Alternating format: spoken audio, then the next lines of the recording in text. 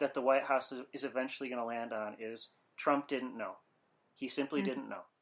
All these things happened behind the scenes, but he didn't know. They're gonna claim incompetence and hope that no one cares. Okay, so you've got the 25th Amendment, and then you've got impeachment. And so impeachment is an inherently political process, and it's entirely up to the judgment of the House and the Senate. What constitutes a high crime or misdemeanor.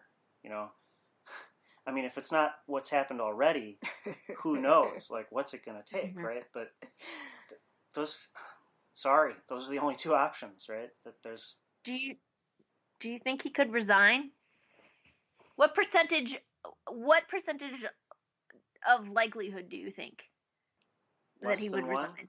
I used to think that was what was going to happen, that at some point the noose would be getting tighter and he would just say, he'd make up some, I can make more money out in the private sector, I'm leaving kind of thing. Or I've accomplished everything I want, more than any other president since FDR.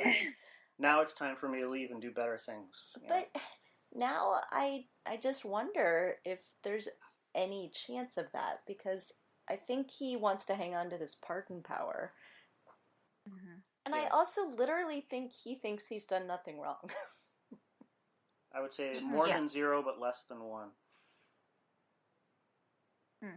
Yeah, I don't think even if he knows that there was collusion, he would think that there was anything wrong with that.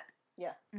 I honestly don't think he would. I mean, he's narcissistic, and he really truly believes in that idea that if you're rich and powerful, you can do anything you want.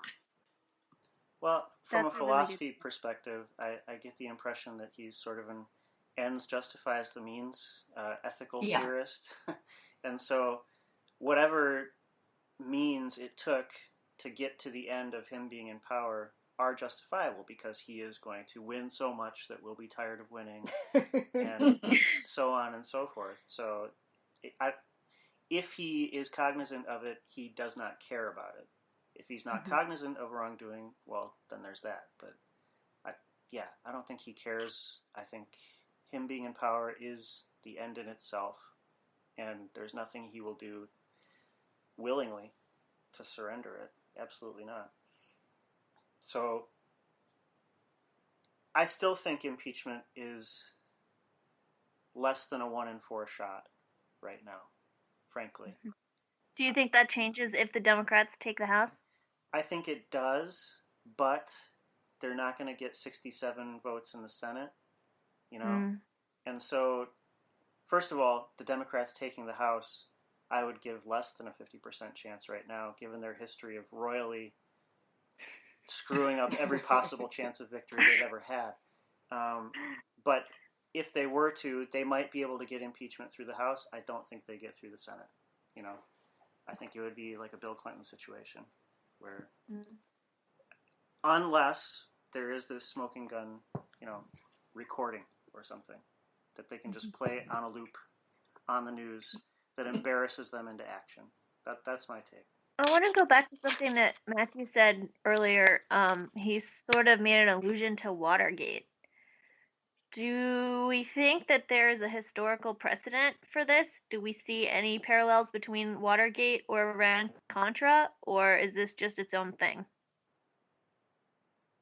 And I just want to say, I asked my mother, who was alive during both of these scandals, and she said she thought it was its own thing because Trump was so much stupider than either of the presidents in those scandals. Yeah, I asked my husband about it because he's a big political history person. Even though he's younger than me, he knows a lot more about those than I do. And he's kind of the opinion that it's in a class of its own. Because at least Watergate was, I guess, domestic. But getting a foreign entity to do things and trying to get information on your opponent from a foreign entity is, particularly when it's Russia, I think it's just a whole class of its own. Well, I think the similarities, and I don't know a lot about Watergate, but from what I can see, the similarities to Watergate are not so much sort of the initial thing that happened as the reaction to what happened. So like the ways that Nixon tried to deal with it as things started becoming uncovered. Nixon certainly was savvier and smarter than Trump, but the same kinds of things of, well, I'm gonna try to fire someone, and okay, well, I can't do that. I'm gonna fire this other person so I can fire someone. Like, I can totally see Trump doing that sort of thing, and trying to do this cover up and not being very good at it. So I see some parallels in that. One would have thought that a president could have learned from Nixon what not to do. Well, it's a different game now, though. The big difference, I mean, they both involve attempted tampering in an election using stolen information. You're absolutely right that having the Russians be involved is a wrinkle. It's different. But to me, the big difference is the electorate. The electorate now is so much more polarized than it was in 1972. You had a chunk of people, bordering on 40 to 50% of the electorate who would swing both ways, just depending on, their gut feeling, their appraisal of candidates. They would switch party alignment, based on what was happening on the ground at the time. You don't have that now.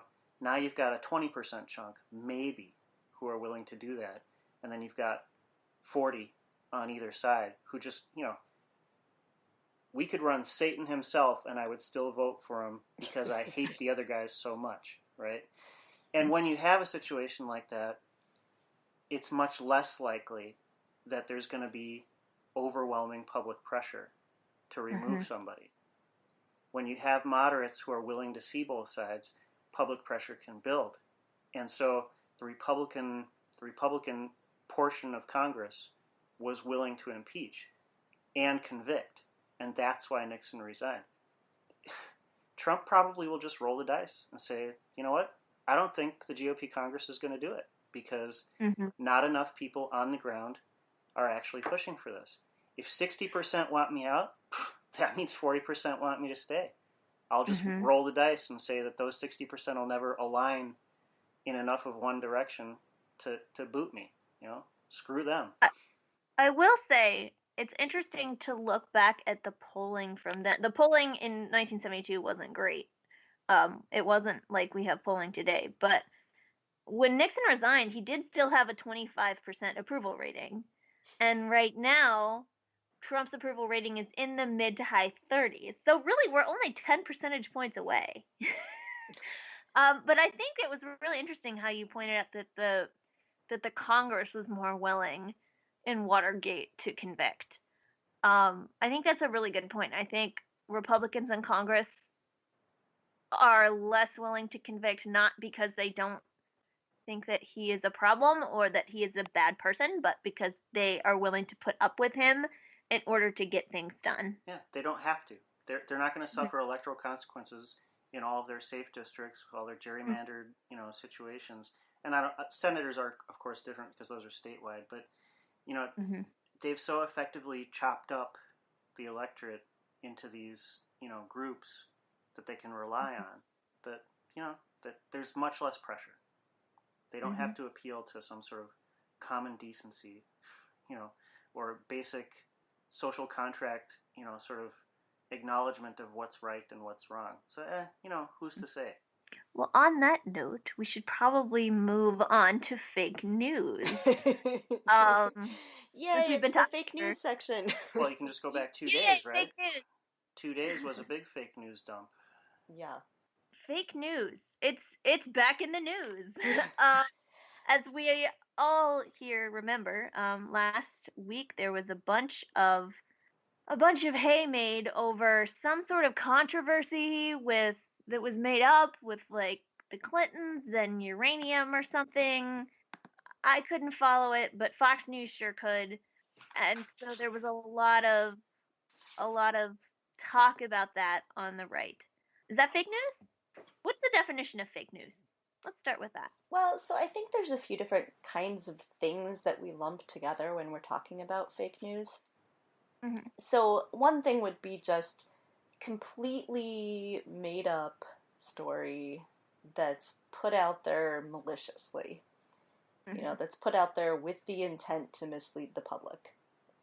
Like Newtown is a conspiracy, or Las Vegas was a conspiracy. Like this thing didn't actually happen. Stuff like that, right? So like everything InfoWars says, basically. Yeah. So there's that. That's sort of what I consider fake news. But there's other stuff too that's not quite as malicious or not quite as fake, but is still sort of grouped together. So there's satire that's meant to be satire, that's meant to be funny, but people take seriously. Mm-hmm. Things like the Borowitz report that people read and go, oh, really? That happened? Without realizing that it's completely satirical.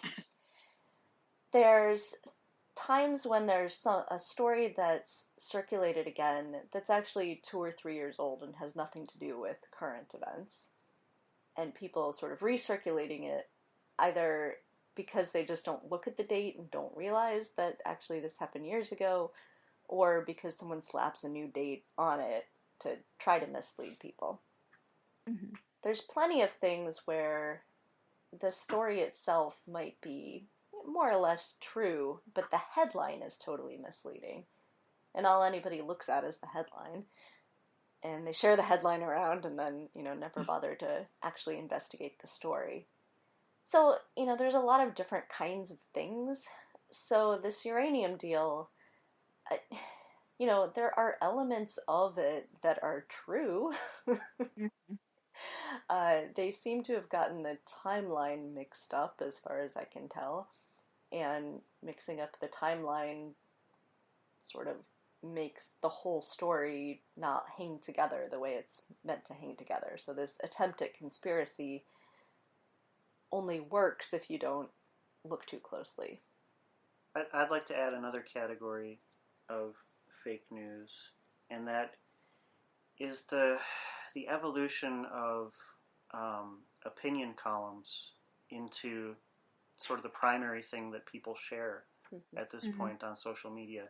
And people treat opinion columns as if they're equally researched and sourced and all these sorts of things when compared to the former thing known as real news. And I think this happens on both sides, unfortunately. We all love the Washington Post and the New York Times, and we'll read the next what's her name, Julie Rubin or something, and be like, oh, this is great, I love this, But I mean, it's a gloss, or Ezra Klein or whoever, it's a gloss on the news. It's not the news itself. It's interpretation. It's speculation. And so, while the people writing the opinion columns might not be intending it to be taken as quote unquote news, it is being treated as news by people.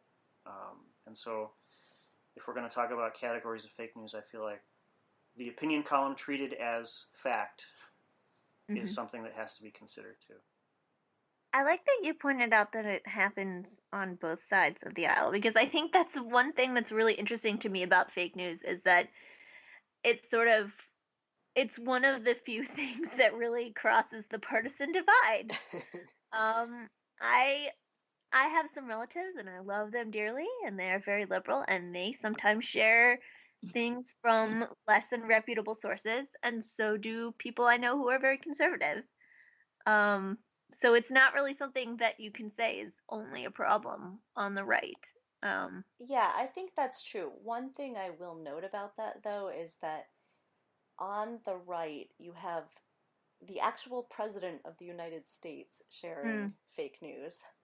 On the left, I mean, at least the senators that I follow on Twitter, and I follow, probably at least 7 or 8 Democratic senators on Twitter, and I've never seen any of them share anything that is less than completely vetted, trustworthy news source.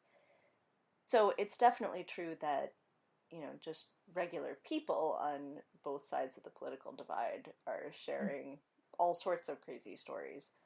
But I don't know that it's equally true done by politicians on both sides. Chris, do you live in a more red area than we do? Do you